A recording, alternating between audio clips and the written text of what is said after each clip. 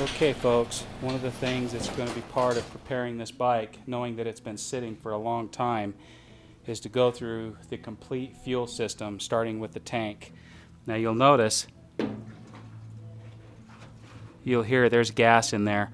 I don't know how old that gas is, so I've got to find a way to dispose of that gas. It may have been sitting for 2 years. If it has, then that's going to be problematic. We want to get that out and get some fresh gas in it. And then we'll check all through the lines. Here is the carburetor. It's a CVK carburetor. And what we're going to do is we're going to go through the entire carburetor and clean every single orifice that we can. So we have on the throttle, we've got a pull, which is this side right here. This is the side that when you pull the throttle, it opens. The other one closes. As you close the throttle, it kind of closes. It's a safety feature so that if the throttle gets stuck open, you can actually push it closed and it'll close the throttle. That's one of the reasons for it anyway. So to get the carburetor off, super easy, lots of videos out there. This circlip or clamp, that clamp comes off. These two come off. You disconnect the fuel line going to the carb and the choke, and then you just simply remove it. So I'm going to go ahead and work on that. When I get the carburetor off, I'm going to show you what it looks like inside. Okay folks, here's the carburetor pulled out of the bike. I'll give you a little bit of a close-up if I can. The slide, you can see the slide is quite dirty. That is the actual airbox side. Good reason to make sure and keep your air filters clean and change them or clean them and re-grease them frequently. There's these little air jet, these little, let's see if I can turn so you can see right in here. These are little leak jets, and if those suckers get clogged, it can really mess up your life. So you want to definitely make sure and spray these out really well, in addition to cleaning all this. Now one thing that you can do is give her a little smell, okay? Sounds weird, but give your carburetor a smell. And if it has a varnish kind of smell to it, chances are it's got old stale gas in it. And when the gas or the fuel part evaporates out, it leaves a sticky varnish that builds up and gets stuck inside the jets, and that's what creates changes in the way your bike runs. So what we're going to do next is I'm going to take the top of this off, which is the diaphragm that controls the, you can see I can push this up without changing, right here is the throttle cam. And you can, let's see, you can open, let's see, you can open and close the butterflies, and that's what allows more air and fuel to enter your engine. But the other thing that controls it is this slide right here. It's vacuum controlled. And if you, that's what makes the KLR nice, is that you can crack this thing wide open, but if there's not enough vacuum in the engine to use all the air, this thing will stay somewhat closed, increasing the velocity of the air that goes through the carburetor and keeps good, clean, low-end power. And as there's more, as the RPMs increase on the engine and it's able to pull more air, it'll actually, the diaphragm gets pulled up and it makes the hole bigger, allowing more air and fuel to go in as the RPMs climb. That's what makes it really nice. If you have just a throttle body that just cracks open without this diaphragm control, sometimes it'll just bog off the line. You won't get full power. It'll just kind of go blah, kind of like that. So anyway, let's go ahead and take this sucker apart and I'll show you the different parts inside that you need to be careful to clean, okay?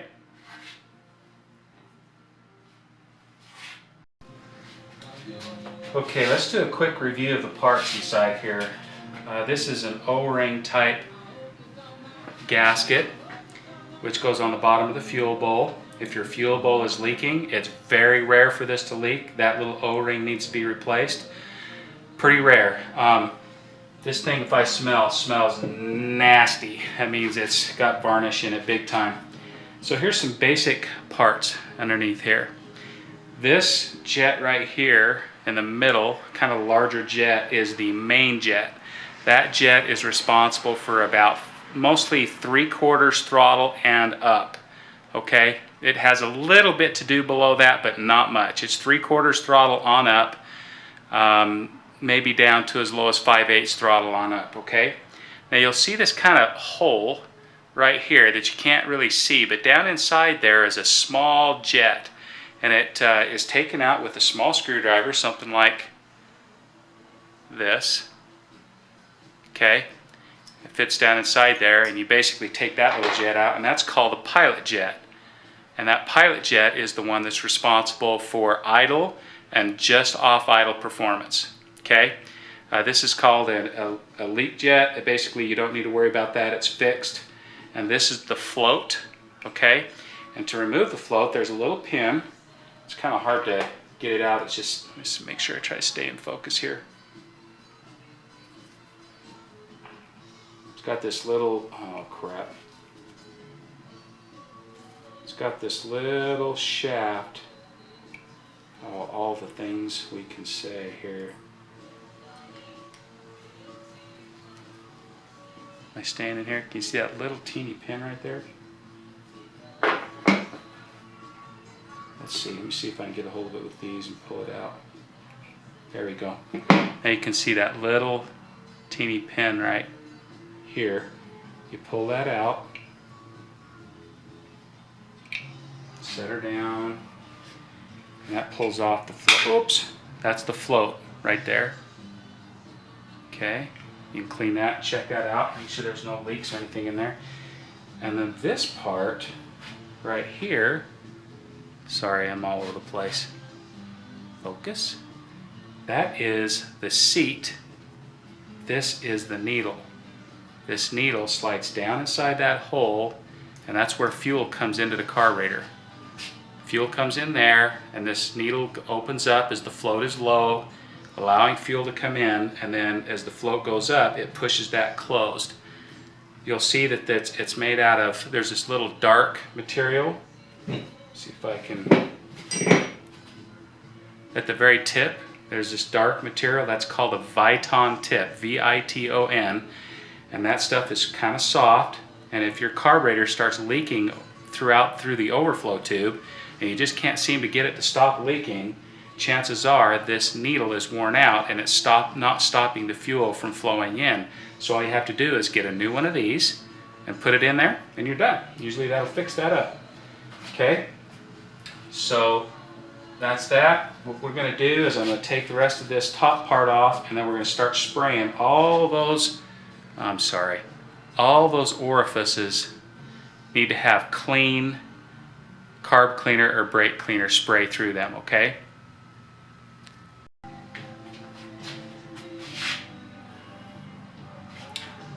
Okay folks, here is the diaphragm controlled slide. This diaphragm right here, if it gets a leak in it or a little hole in it, what will happen is the engine pulls vacuum to try to slide this baby up. The hole in it will leak air in, and this slide won't slide up like it's supposed to. And what will happen is you'll start to get a gas, and it'll be like it gets too rich and just chokes out and won't run. Inside of here is, is the needle. This needle slides down inside of here and comes out the bottom. And this needle right here, let's see if I can get it better. That needle right there has a taper on it. It's hard to see, probably better off like that. Has a taper on the end, and that taper is what controls the mixture from off idle through about 5/8 to 3/4 of the RPM. That's why people, when they get an aftermarket pipe and then maybe a different air cleaner or open up the air box and it runs a little more air, they need to richen it up, they will do the 22-cent mod, which is a little washer that fits underneath here. Then when you slide it into the slide, it holds the needle up just a little bit, and you know, it's really hard to see. Let's see if my camera can focus. Oh gosh, okay. That taper that you can barely see there, that taper it raises it up just a little bit so it allows more fuel. That essentially richens it up. And people can mess around with different types of needles, different taper combinations and things to really make the bike perform extremely well. For this bike, we're keeping the stock exhaust, so I'm probably just going to clean everything and put it back together. But if we ever do a different exhaust on it, then we're gonna either change the needle or we're gonna raise it up a little bit. One other thing I failed to mention is on this carburetor, the very bottom we talked about. Let it focus. One of the things that I failed to mention is this little screw you see right here. It's outside of the float bowl. This is the low speed mixture screw. And essentially what it does is as you tighten down or go clockwise with the adjustment, that basically will lean it out. And as you open it up, and it's actually technically not what it's doing, but for basics, as you open it up, it'll allow more fuel, actually, and more air as well, but more air and fuel, and that's how you adjust your idle mixture, okay? So on the newer KLRs, I'm not sure the old one, there's a cap that's covering this. They like to set it lean from the factory. You can actually drill out that cap, pop it out, and you'll find a screw underneath it, and you can take and adjust that screw, usually to about 1 3/4 turns out. I think from the factory it's 1 or something like that, so it richens it up just a little bit, makes it run a little bit better and cooler on the low end. So we're going to make sure this is 1 3/4 out when we put it back together.